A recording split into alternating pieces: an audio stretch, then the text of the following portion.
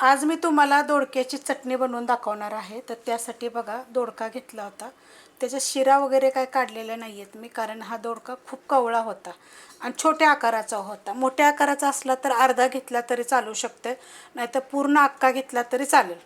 मोकळ्या तव्यामध्ये यांना मी फक्त भाजून घेतलेलं आहे। थोडंसं हलकंसं मीठ टाकलं होतं आणि एकसारखं 2 ते 3 मिनटं मी हे भाजून घेतलं होतं आणि भाजल्यानंतर त्याच तव्यामध्ये मी पॅक बंद असं झाकण ठेवलं होतं, पूर्ण तवा थंड होस्तवर।